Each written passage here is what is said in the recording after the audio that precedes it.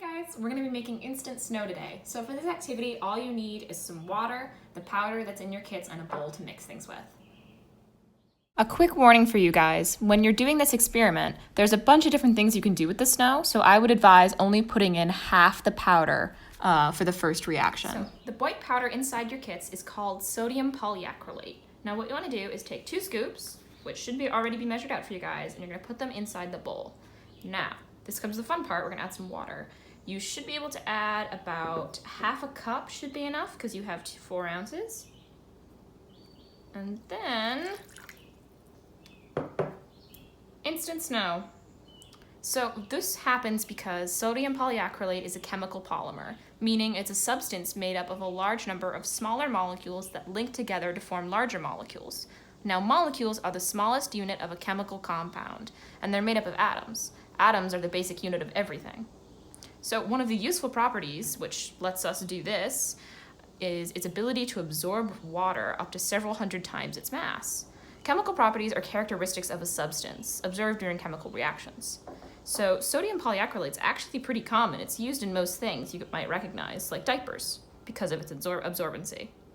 So you guys can feel free to play with the snow. Make sure you don't eat it and try to keep it away from your younger siblings and pets, though, as it is toxic.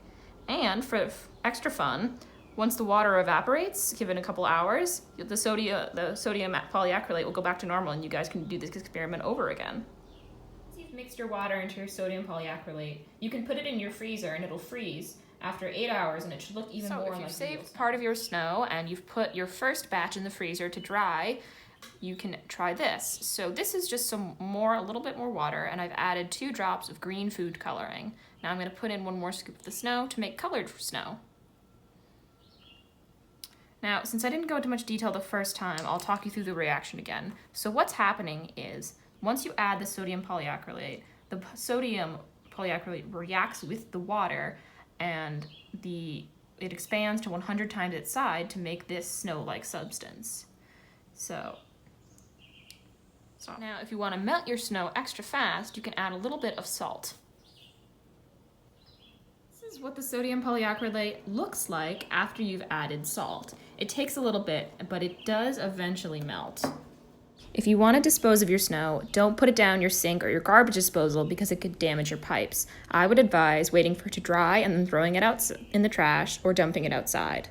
This is what your snow should look like after about 6 hours in the freezer. Thanks for watching, guys.